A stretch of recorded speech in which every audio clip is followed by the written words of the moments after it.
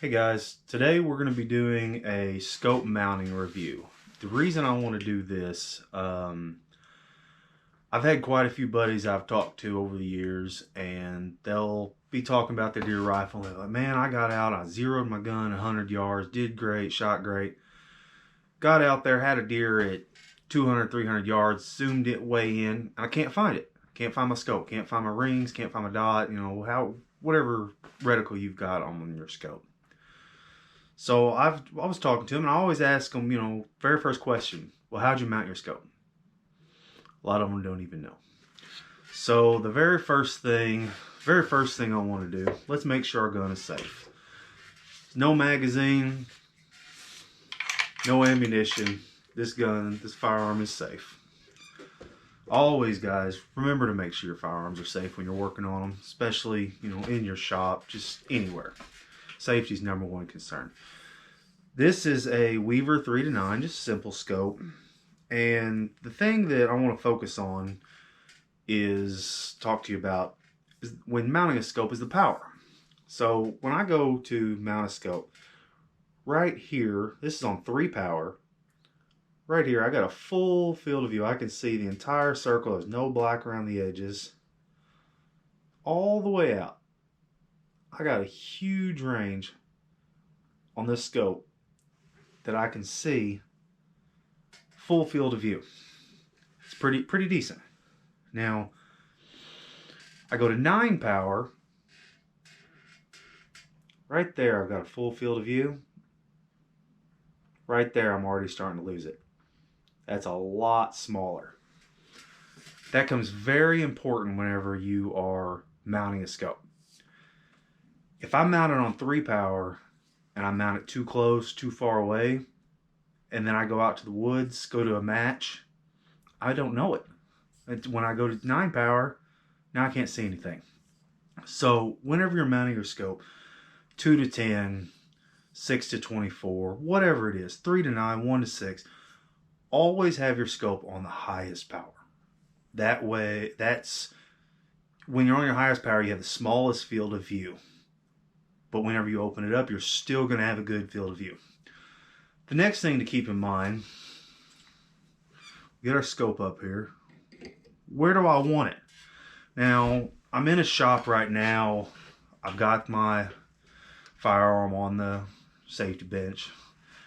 So, my natural inclination is to get up here. Man, I got a great field of view right there. Sitting here, I don't have to do anything with it. Full field of view, it's comfortable. What happens when I take it to the woods like that? Okay, now I'm walking around, I'm squirrel hunting again, firearm safe. Now I'm walking around, oh, my head's way back here. My head's quite a few inches further away. I can't see anything. I can see a tiny little bit of the corner, but it's mostly black. So, my head's further away. Let's move the scope back some. Right there. Now, I have a full field of view. Now I'm where I would be squirrel hunting. Back here, got a full field of view. Put it on the bench. And I still have a full field of view. My head's back a little further. If I'm on a bench, I'd rather be up here. But I can still get right here. Very comfortable. Shooting off a bipod, shooting off a bench. So now I can use this gun for either one. Now, if I'm exclusively going with a bipod bench gun, say I'm shooting F-class or something like that, I'm going to scoot my scope further forward because it's more comfortable for me. But I know that I'm building this gun as a squirrel gun, and I know I want to walk around the woods, and that's perfect. So the next thing that I want to keep in mind, I know I've got the scope where I want it. So now, when I go to put my rings on,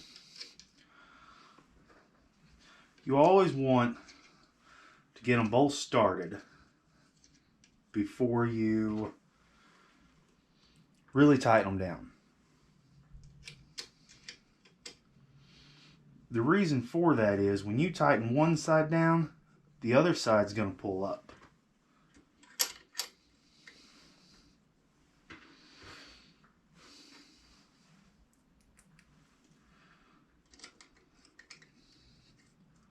So I get all 4 of them started.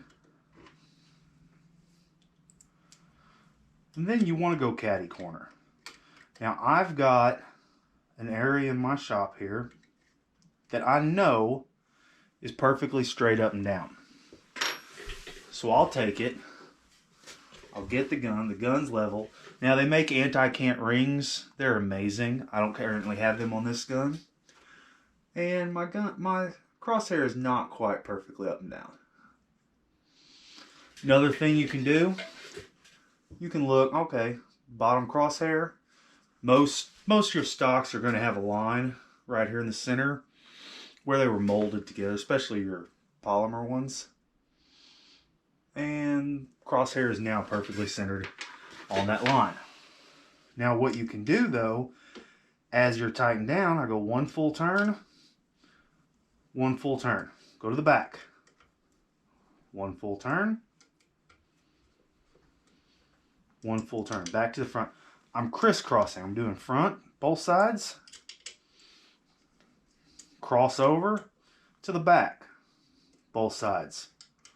Doing 1 full turn at a time.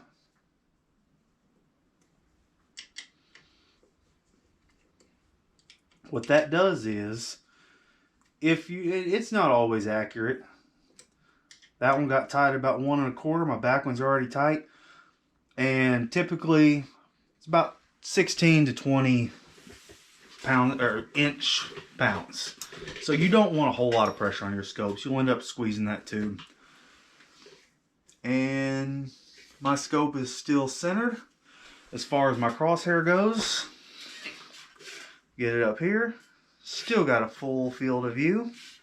For me, that's just where I want it. And like I said, this is a real simple scope. We will review some more high-end scopes. This one does have some eye relief here. Doesn't have parallax, just got covered turrets. But that's how you mount your scope. It's very important when mounting a scope to make sure when you mount it, you've got it on its highest power setting. It will just make it easier for you. Like I say, if you're any lower than that, you've got too much field of view. You may not get it where you want it. And also take into consideration what you're going to do with it. I'd hate to have mounted that forward where I want it on a bench and get out to the squirrel woods. I know I'd practice, but a lot of times my sighting in is off of a bench. That's something we'll cover in a later video. Is if you're going to have a squirrel gun or a gun you're standing up with, hunting rifle, you don't want to sight that off in a bench, sight that in on a bench completely. It's fine to get close, but you want to be standing because it really affects how you're holding the gun. So that's it for this video. Guys, remember, gun safety. Make sure your gun's unloaded before you work on it. Thank you.